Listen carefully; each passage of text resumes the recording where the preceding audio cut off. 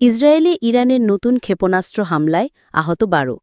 ইসরায়েলে ইরানের নতুন ক্ষেপণাস্ত্র হামলায় কমপক্ষে ১২ জন আহত হয়েছেন। ইসরায়েলি প্রতিরক্ষা বাহিনী জানিয়েছে, ইরান থেকে একাধিক ক্ষেপণাস্ত্র ছোড়া হয়েছে, যা তারা শনাক্ত করতে পেরেছে। বর্তমানে এসব ক্ষেপণাস্ত্র প্রতিহত করার চেষ্টা চলছে বলে জানানো হয়েছে।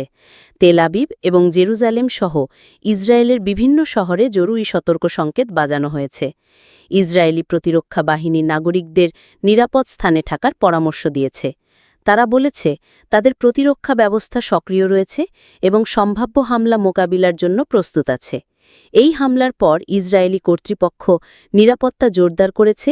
বিভিন্ন অঞ্চলে বিমান হামলা প্রতিরোধ ব্যবস্থা সচল রাখা হয়েছে। স্থানীয় বাসিন্দাদের আশ্রয় কেন্দ্রে যাওয়ার নির্দেশনা দেওয়া হয়েছে। ইরানের পক্ষ থেকে এখন পর্যন্ত এই হামলা সম্পর্কে কোনো আনুষ্ঠানিক বিবৃতি দেওয়া হয়নি। তবে গত কয়েকদিন ধরে দুই দেশের মধ্যে উত্তেজনা ক্রমাগত বাড়ছে। আন্তর্জাতিক সম্প্রদায় এই সংঘাত নিয়ে উদ্বেগ প্রকাশ করেছে এবং উভয় পক্ষকে সংযত হওয়ার